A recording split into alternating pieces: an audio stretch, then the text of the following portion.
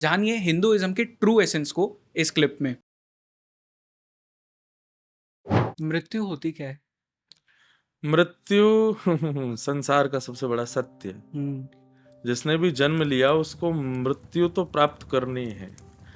मृत्यु को आप इस रूप में लिख सकते हो कि टाइम ओवर, एग्जामिनेशन था एंड नाउ इट्स ओवर। अब आपको वापस देना पड़ेगा कि आपने क्या क्या किया। जैसे आप स्कूल में जाते हैं, कॉलेज में जाते हैं, तो यू हैव मतलब निश्चित समय है आपके पास। उतनी देर में आपको वो एग्जामिनेशन क्वेश्चंस जो है वो आपको फिलअप करने हैं। उसके बाद में यमराज रूपी जो टीचर बैठा है वो आपकी आंसर शीट खींच लेगा आपसे। आपको sir 5 minutes no no time पूरा हो गया बेटा, चल दे, ले जाएगा। ठीक वैसे ही एग्जामिनेशन हॉल में एंटर करना is kind of our birth.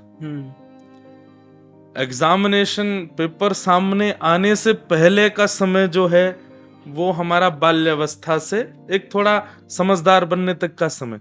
Examination paper सामने आते ही वो हमारी पूरी लाइफ है फिर। तो उसके सारे क्वेश्चंस फिर हम देखते हैं, फिर उनको हल करना शुरू करते हैं। कहीं रुकते हैं, कहीं अटकते हैं, कहीं सोचते हैं, कहीं विचार करते हैं, कभी कभी रोने भी लगते हैं, अरे राम इसका क्या आंसर होगा। इस तरीके से हम पूरा एग्जामिनेशन 3 घंटे में पूरा करते हैं। बालावस्था, युवावस्था और वृद्धावस्था, ये 3 अवस्थाएं होती हैं। 3 अवस्थाओं में वो पूर्ण करना है। जितना भी कंप्लीट कर पाओगे, टाइम आउट होते ही, 3 घंटा पूर्ण होते ही यमराज आएंगे, आपकी उस आंसर शीट को खींच लेंगे और फिर उसके अकॉर्डिंग आपको मार्क्स मिलेंगे। अच्छा तो ये सब किया आपने, और फिर वो डिसाइड होगा कि where you have to go. जैसे स्वर्ग कहते हैं, स्वर्ग का मतलब क्या है? आपने कितने अच्छे कर्म किए, उनको भोगने के लिए आप स्वर्ग जाओगे। आपने कितने गलत कर्म किए, उसको भोगने के लिए आप नरक जाओगे। और दोनों जगह भोगने के बाद फिर आपसे पूछा जाएगा ना व्हाट, अब क्या करना है बताओ। महाराज जी एक मौका और दे दो, एक बार और इंसान बनाओ।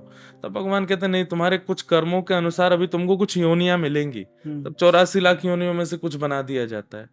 फिर बड़ी यातना प्रार्थना करने के बाद ठाकुर जी फिर दोबारा से हमको मौका देते हैं, ओके चलो जाओ, अब तुम इंसान फिर बनो। मतलब अगेन एग्जामिनेशन पेपर, फिर से वो करो कंप्लीट। तो ये एक लाइफ का पूरा साइकिल है।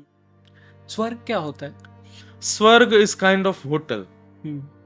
पैसे वाले हो, काउंटर पर जाके पैसे जमा करो, कमरे में एंजॉय करो, बढ़िया मखमली गद्दे पे सो, जो खाना है खाओ, टीवी देखो, रिलैक्स करो, टब में नहाओ, गर्म पानी से स्नान करो, अपना थोड़ा रिलैक्स हो जाओ, फिर उसके बाद चेकआउट टाइम पे बाहर जाओ।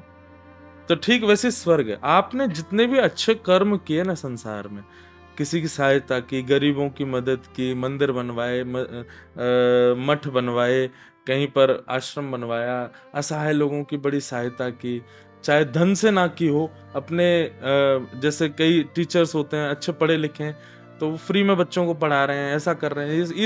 ये सब अच्छे कर्म जो होते हैं, इनके बदले क्या होता है कि ठाकुर जी हमको एक होटल में भेज देते हैं, वो है स्वर्ग। अब बढ़िया वहां पे भोगो, खूब खाओ, पेट भरेगा नहीं, कितना भी नाचो थकोगे नहीं, दाढ़ी मूछ कभी निकलेगी नहीं, मोटे पतले कभी होगे नहीं, वहां सदैव आनंद में रहोगे। पर वहां सीमित होगा, तुमने संसार में इतना अच्छा काम किया तो तुमको इतने दिन के लिए स्वर्ग मिलेगा। अब वो दिन पूर्ण होते ही आपको रिसेप्शन से कॉल आ जाएगा, चित्रकेतु फोन करेंगे सीधे, हाँ महाराज अब आपका टाइम आउट हो गया है, अब आप नहीं रहे। महाराज जी एक दिन और रहने दो। नहीं नहीं नहीं बेटा, जमा करवाना पड़ेगा एक दिन एक्स्ट्रा के लिए, और जमा करने के लिए वहां पुण्य ही चलता है, पुण्य रूपी धन ही लगाना पड़ेगा, वो पुण्य कमाने पृथ्वी पे ही आना पड़ेगा। तो इस तरीके से स्वर्ग होता है, वहां फिर पुण्य आपको जमा करना पड़ता है, वो पुण्य पृथ्वी पर ही कमाया जा सकता है। तो ये स्वर्ग है, it's kind of a hotel. पर एक चीज मैं क्लियर करूं, क्या यही सब चलता रहेगा लाइफ में कि हम स्वर्ग जा रहे हैं फिर पृथ्वी पे आ रहे हैं, फिर जा रहे हैं फिर आ रहे हैं, फिर कभी नरक जा रहे हैं फिर आ रहे हैं? Main is Vaikuntha. वैकुंठ में जाने वाला व्यक्ति फिर वो तभी आएगा जब ठाकुर जी पृथ्वी पर आएंगे। जब ठाकुर जी लीला करने के लिए आएंगे तो भगवान का ही सखा बनेगा। भगवान, अब भगवान के द्वारपाल ही रावण बन के आया, बिल्कुल। जय और विजय जो भगवान के द्वारपाल हैं, उन्हीं को भगवान ने भेजा, जाओ तुम, उनको श्राप लगा था तो जाओ तुम ही लोग जो है पृथ्वी पर रावण बनो, कुंभकर्ण बनो। सतयुग में, त्रेता में वही सतयुग में हिरण्यकश्यप हिरण्याक्ष, त्रेता में रावण और कुंभकर्ण, द्वापर में वे दोनों बने शिशुपाल और दंत वक्र। तो तीन युगों में आए, तो इनको मारने के लिए भगवान आए। ऐसे ही वैकुंठ में जितने लोग जाते हैं, वो जब भगवान जन्म लेते हैं, भगवान आते हैं पृथ्वी पर, तो उनके सारे रिश्तेदार, नातेदार, शत्रु, मित्र, वो सब वही वैकुंठ से ही आते हैं सब।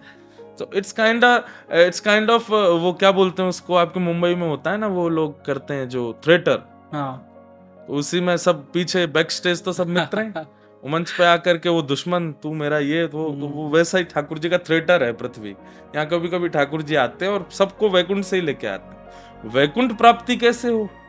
जपात सिद्धिर, जपात सिद्धिर, जपात सिद्धिर न संशय। अपने जीवन के सारे अच्छे काम करते रहो, भगवान का भजन करो, पुण्य कमाने की भावना से नहीं, बस एक अच्छा इंसान हूं इसलिए परोपकार कर रहा हूं। ठाकुर जी का स्मरण करते रहो, अपने जीवन को बहुत सीमित तरीके से जीते रहो, ज्यादा इच्छाएं मन में ना हो। इस प्रकार फिर और भी कई सत्संग के भाव हैं, उनको करते हुए अपनी लाइफ को आप एंड करो, तब भगवत प्राप्ति होती है। वैकुंठ वहां से कभी नहीं आना पड़ता, वो तभी आओगे जब ठाकुर जी आएंगे। मैं आपसे मृत्यु के बारे में एक और क्वेश्चन पूछूंगा, क्योंकि मेरे ग्रैंडफादर, उनकी काफ़ी साल पहले मृत्यु हुई थी। मैं शायद उस वक्त 8 या 10 साल का था। तो तब से मैं एक चीज़ सुन रहा हूँ, जब उनकी मृत्यु हुई थी तो ब्रह्म मुहूर्त में हुई थी। एंड वो श्रीनाथ जी के बहुत बड़े भक्त थे, तो श्रीनाथ जी को देखते हुए उनकी मृत्यु हुई थी। तो मैं बचपन से सुन रहा हूँ, सब लोग उस चीज़ की बहुत बात करते हैं। क्या होता है ऐसे सिचुएशन में? ये मैंने अभी बताया, अंते नारायण स्मृति सबसे टफेस्ट थिंग है लाइफ में, ये होना अपने अंतिम समय में भगवान का साक्षात्कार होना, ठाकुर जी का दर्शन होना।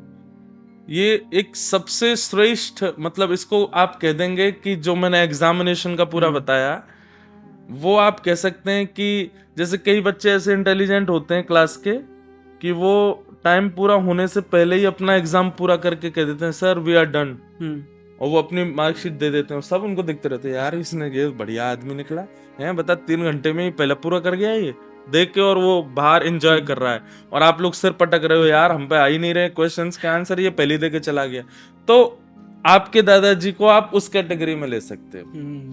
Means he solved his all questions very very carefully, and at the end Yamraj नहीं आए, ठाकुर जी आए। अच्छा, ठाकुर जी पधारे, यमराज नहीं आए उनके सामने, ठाकुर जी पधारे, और ठाकुर जी का दर्शन करते हुए उन्होंने अपने प्राण त्याग दिए। ये लाइफ का यही लाइफ का मोटिव है, यही हमारी जीने का अंत जो है। हम धन कमाएं, पैसा कमाएं, बड़े गाड़ी बना लें, घर बना लें, चार्टर प्लेन रख लें, ये सारे हमारी लाइफ के मोटिव नहीं है। हमारा मोटिव यही है कि हमारा अंत भला हो, हमारा जो लाइफ का लास्ट ब्रिथ जो है हमारी, वो लास्ट सांस हमारी ठाकुर जी को देखते हुए निकले। तो यही हमारे, हम सब यही सीखने के लिए हम लोग स्पिरिचुअल बन रहे हैं। वो आपके दादाजी का हुआ है। अच्छा, तो या तो यमराज आते हैं या फिर ठाकुर जी आते हैं। ठाकुर जी बहुत कम आते हैं, अगर ठाकुर जी आए हैं तो आपके दादाजी पूजनीय, वो प्रणाम के योग्य, निश्चित ही वो ठाकुर जी के साथ में वैकुंठ में है। और अब जब ठाकुर जी आएंगे ना पृथ्वी पर, तो आपके दादाजी या तो उनके सखा बन के आएंगे, या तो उनके कोई मित्र बन के आएंगे, या फिर उन्हीं के ही कोई रिश्तेदार नातेदार बन के आएंगे। तो यही तो सीखने के लिए हम स्पिरिचुअल ज्वाइन करते हैं कि लाइफ का जो एंड हो वो सफल हो हमारा। लाइफ के एंड के बाद मेरे दादाजी को पता होगा मैं कौन हूँ, याद रहूंगा मैं उन्हें? जरूरी नहीं है, और होना भी नहीं चाहिए। क्यों? क्योंकि संसार क्या होता है कि यहाँ पर सब लोग, हम सब देह धारण करते हैं, और देह धारण करके फिर उसका त्याग कर देते हैं। ये अटैचमेंट से डी अटैचमेंट होना, यही तो स्पिरिचुअल सिखाता है। और मृत्यु के बाद तो निश्चित है कि वो व्यक्ति निश्चित ही डी अटैच्ड हो जाता है। हाँ, थोड़ा बहुत स्मृति में रहता है, पर फिर वो अपने आगे की चीजों में इतना व्यस्त और ठाकुर जी की सेवा में इतना मग्न हो जाता। ठाकुर जी मिल गए, अब क्या चाहिए, ठाकुर जी की प्राप्ति हो गई, अब उनको इतना भाव नहीं रहता होगा। पर हाँ, ठाकुर जी को याद रहता होगा कि ये किस परिवार से आए हैं, हम्म। उस परिवार पर थोड़ी हमारी कृपा बनी रहे, थोड़ा उनके बालकों पर, उनके वंश पर थोड़ा अनुग्रह बना रहे, तो यही है। बाकी डी अटैच तो हम जीते जी हो जाते हैं, मृत्यु के बाद डी अटैच क्यों नहीं होंगे, निश्चित हो जाएंगे। मैंने ये भी सुना है कि भागवतम, श्रीमद् भागवतम की कथा सुनाई जाती है किसी की मृत्यु के बाद। ऐसा नहीं है, एक्चुअली क्या है कि उसका महात्म्य में एक कथा आती है कि एक व्यक्ति था, उसका पुत्र जो था वो प्रेत बन गया मृत्यु के बाद, तो उसकी कहीं से भी मुक्ति नहीं हुई, वो प्रेत बन के डराता रहता था सबको। तब उनके दूसरे पुत्र ने, गोकर्ण ने, उनके नाम से श्रीमद् भागवत की कथा की। भागवत कथा करते ही वो मुक्त हो गया, और मुक्त होकर के वो भगवत धाम को प्रस्थान कर गया।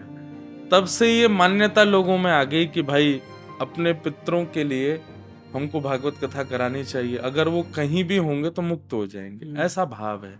बाकी स्पेसिफिक इसी चीज के लिए कथा नहीं होती। ओके। कथा तो बहुत कुछ सीखने सिखाने के लिए होती है, स्पेसिफिक इसी चीज के लिए कथा नहीं होती।